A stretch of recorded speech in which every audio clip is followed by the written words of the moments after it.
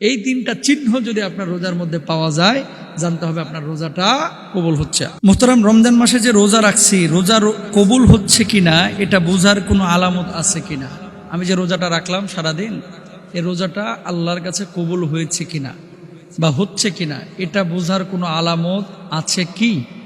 খুব ইম্পর্টেন্ট একটা বিষয়। ফুজাইল ইবনে আয়াজ রাহিমাহুল্লাহ তিনি বলছেন কি, খেয়াল করেন,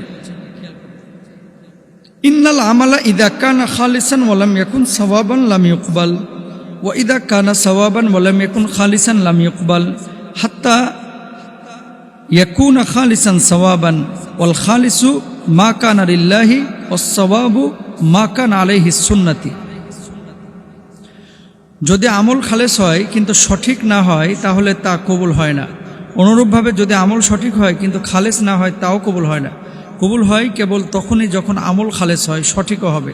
আর খালেস হওয়ার দ্বারা উদ্দেশ্য আমলটি আল্লাহর জন্য হওয়া, এবং সঠিক হওয়ার দ্বারা উদ্দেশ্য আমলটি সুন্নাহ মাফিক হওয়া। গুরুত্বপূর্ণ বিষয় কিন্তু। আচ্ছা, এখন আপনার রোজাটা এখন খেয়াল করেন যে আপনি খালেস কিসের জন্য করেছেন। মানুষ রোজাদার আপনাকে বলবে এই জন্য করেছেন। অনেক মানুষ বলে, হুজুর রোজার মাস আসলে অনেক আনন্দ লাগে। কিসের আনন্দ? তাকওয়ার আনন্দ যদি হয়ে থাকে তাহলে অবশ্যই আপনার রোজা কবুল হচ্ছে। আর আনন্দ যদি এমনটা হয়ে থাকে যে বিকেলবেলায় যাব চকবাজারে, যে খাসির ঠ্যাং নিয়ে আসবো, ইফতারে ভালো ভালো আইটেম খাবো, রাত্রিবেলায় ঘোরাফেরা করব, ইফতারটাকে সাহারিটাকে এনজয় করব, এরকম যদি হয়ে থাকে, মানে দুনিয়াবি ভোগ বিলাসিতা, তাহলে আপনার রোজাটা কবুল হয় না।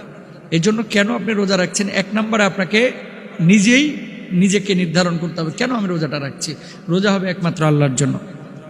এবার আসেন, রাসূল আকরাম সাল্লাল্লাহু আলাইহি ওয়াসাল্লাম কি বলছেন?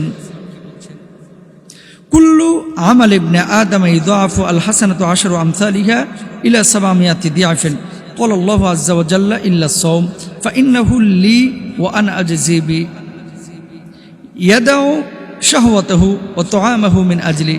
মানুষের প্রত্যেক আমলের প্রতিদান বৃদ্ধি করা হয়, একটি নেকির সওয়াব 10 গুণ থেকে 27 গুণ পর্যন্ত। আল্লাহ তাআলা বলেন, কিন্তু রোজা আলাদা, কেননা রোজা আমারই জন্য এবং আমি সেই রোজার প্রতিদান দান করব। বান্দা একমাত্র আমার জন্য নিজের প্রবৃত্তিকে নিয়ন্ত্রণ করেছে এবং পানাহার পরিত্যাগ করেছে। ইয়াহিয়া ইবনে মুআজ রাহিমাহুল্লাহ তিনি কি বলছেন? তিনি বলছেন, যে ব্যক্তি জবানে ইস্তেগফার করে অথচ তার অন্তর গুনাহের সঙ্গে আবদ্ধ, আর তার সংকল্প হলো সে আবার গুনাহের কাজে ফিরে আসবে, তাহলে তার রোজা প্রত্যাখ্যাত এবং তার কবুলের দরজা তার সামনে রুদ্ধ। তার মানে কি? তাওবা এবং ইস্তেগফারেরও কিন্তু একটা সম্পর্ক আছে। রমজান মাসে আপনি রোজা করছেন, রোজা করে এই রোজাটা যদি আপনাকে তাকওয়ার আনন্দ দেয়, মানে আল্লাহর ভয় হৃদয় জাগরণ করে, পাপ থেকে আপনাকে ফিরিয়ে রাখে, হালাল জীবনযাপন অভ্যস্ত করে, হারাম থেকে বাঁচিয়ে রাখার চেষ্টা, মানে আপনাকে চেষ্টা করার তৌফিক দেয়, বা হারাম থেকে বাঁচিয়ে রাখে, বা হালাল জীবনযাপন অভ্যস্ত করে, আপনি জানবেন আপনার রোজাটা কবুল হচ্ছে। রমজানের রোজা যখন চলে যাচ্ছে, আপনার হৃদয়ে কান্না আসতেছে, কি আহা রোজা চলে গেল। এই যে আনন্দটা, এই আনন্দটা কিসের? তাকওয়ার, আল্লাহর ভয়ের, ভালোবাসার। এরকম যদি আনন্দ আপনার হৃদয়ের মধ্যে আসে, জানবেন রোজাটা কবুল হচ্ছে। আল্লাহ রাসূল সাল্লাল্লাহু আলাইহি ওয়াসাল্লাম আরেকটি কথা বলেছেন, নামাজ যখন আপনি আদায় করতেছেন, ধরেন জোহরের নামাজ আদায় করলেন, আদায়ের পরে যখন আপনার এরকম চিন্তা আসলো, কখন আসর আজান হবে, কখন আমি আসরের নামাজে যাব, কখন আমি মাগরিবের নামাজে যাব, এরকম যদি চিন্তা আপনার ভিতরে থাকে, তাহলে জানবেন যে আপনার নামাজটা কবুল হচ্ছে। রোজা আজকে আদায় করলেন, ধরেন কথার কথা যা 7ম রোজা আজকে শেষ হলো, কালকের জন্য আপনি অপেক্ষমান, কখন আবার সাহারির সময় হবে, জানবেন যে আপনার রোজাটা কবুল হচ্ছে। তার মানে হালাল জীবনযাপন করা, হারাম থেকে বেঁচে থাকা, এটা হচ্ছে রোজা কবুল হওয়ার গুরুত্বপূর্ণ আলামত। তারপর আসেন, রাসূল আকরাম সাল্লাল্লাহু আলাইহি ওয়াসাল্লাম সহিহ ইবনে খুজাইমার মধ্যে হাদিসটি রয়েছে, লাইসা সিয়ামু মিনাল আকলি ওয়াশ শুরবি ইন্নামা সিয়ামু মিনাল লাগবি ওয়ার রাফাস।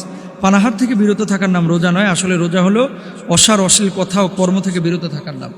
রোজা রেখে যদি আপনি উল্টাপাল্টা কথা না বলেন, রোজা রেখে মোবাইলে ফেসবুক ইন্টারনেটে যদি আজে বাজে কাজ না করেন, রোজা রেখে যদি মোবাইলে সারাদিন ভিডিও গেম না খেলেন, রোজা রেখে যদি সকালবেলায় দুপুরবেলায় ক্যারাম বোর্ড না খেলেন, রোজা রেখে যদি আপনি কোরআনের টাচে থাকতে পারেন, জানবেন যে আপনার রোজা কবুল হচ্ছে। এটা দ্বিতীয় আলামত। 3 নম্বর আরেকটি বিষয়, ইন্নামা ইয়াতাকাব্বালুল্লাহু মিনাল মুত্তাকিন। আল্লাহ তাআলা তাকওয়াদারীদের পক্ষ থেকেই তা কবুল করে থাকেন। যে কোনো আমল আপনি যখন করবেন, সেটা নামাজ হোক, রোজা হোক, হজ হোক, জাকাত হোক, কলিজার মধ্যে, হৃদপিণ্ডের মধ্যে তাকওয়া আছে কিনা। তাকওয়াটা কি? প্রশ্ন করবেন এখন, হুজুর মা মানাত তাকওয়া, তাকওয়া কি? তাকওয়া কি ধরা যায়, খাওয়া যায়, লবণ মরিচ দিয়ে মাখানো যায়?